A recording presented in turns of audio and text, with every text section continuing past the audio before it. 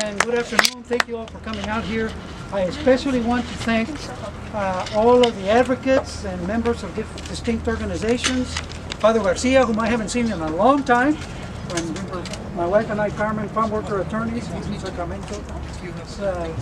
Jim, for the farm workers, you may remember that, so I want to thank you for that. I still remember. I am very pleased that we have such a wide representation of individuals and organizations that are here this afternoon to express our solidarity and our support for the Duranguito neighborhood. We've come here basically as a grassroots opposition to the sports arena that is proposed to be built here in Duranguito. This arena has become a tax burden on the citizens of this community, and there's no other way to put it. There's a lot of issues, but I want to focus on that because I've been attending the court hearings in Austin. I went to all of them, and we know that the legal fees and costs for the city exceeded easily over $1 million, and now they've decided to appeal, and of course that cost is going to increase. And look, we all as citizens rely on and should rely on transparent government. Transparency in government. And this city council and the one before it and the one before it, this city government of ours has demonstrated over a period of time that they are not transparent in the way they deal with the taxpayers of this community. We had the issue with the construction of the baseball park, and you all remember how transparent that was, where essentially the decision was made overnight. The vote was cast within a few days. People were alarmed about tearing down City Hall, and the next thing we know, City Hall is gone, and the park was built. The same identical process has been followed with regard to this issue of a sports arena in Duranguito. So it's not just about, in my view, the way we are addressing this issue with preserving our historic neighborhoods, especially a place like Duranguito, which is the original town site of El Paso and has many historic buildings. It's also the way our city government deals with the citizens, the way it engages or does not engage in transparency. And it is time to call a halt, a stop to that way of operating in city government here in El Paso. We have people from all corners of El Paso. All you have to do is look at those letters to the editor that have been coming out in the papers, in the media. People from the Northeast, from the West Side, from Central El Paso, from all places. And yet those who are allied with the city, you saw their launching of a publicity campaign just this past Sunday with that one-page ad in the newspaper.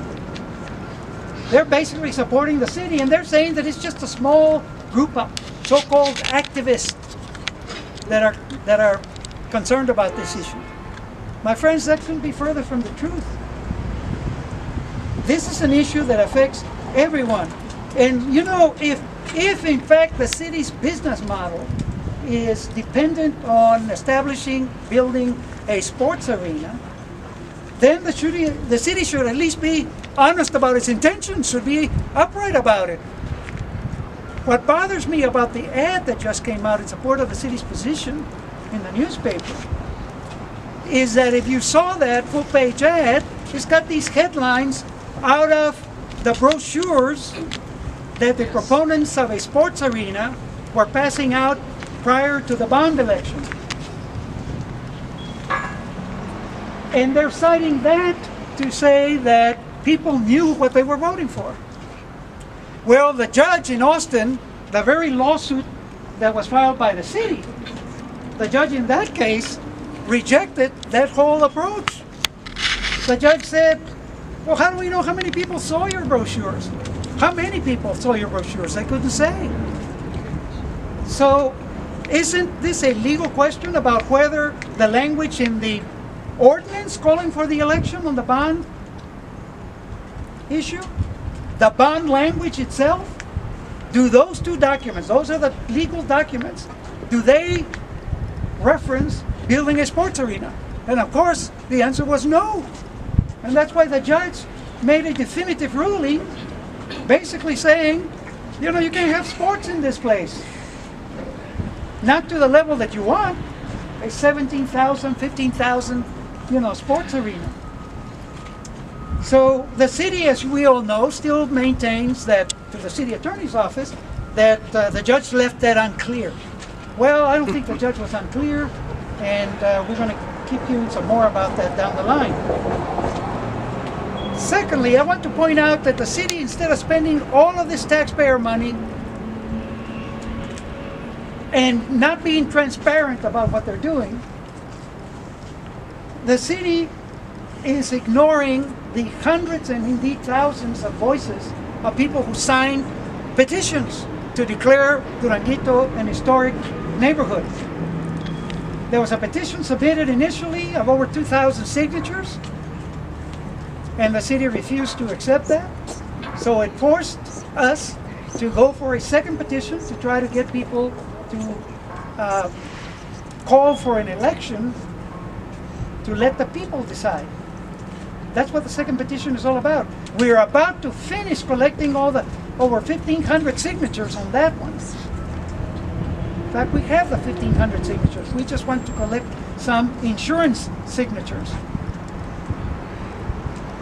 So what about all those people that have been signing the petition of all walks of life? Are they that small activist group that's being referred to in that propaganda that the supporters of the city put out? So the bottom line is this whole process, non-transparent process, has taken us to the brink of the demolition of buildings such as this and the rest of Duranguito, just because the city is intent on building a sports arena right here in this location. So instead of taking this latest opportunity to change course, the city, of course, is continuing to spend taxpayer dollars on developing the sports arena, and in fact, the city is in court opposing this effort that we had in court yesterday that was postponed until Monday to require the city to comply with the Texas Historic Antiquities Law that requires the city to give official written notice to the Texas Historical Commission about its intent to demolish potentially historic buildings.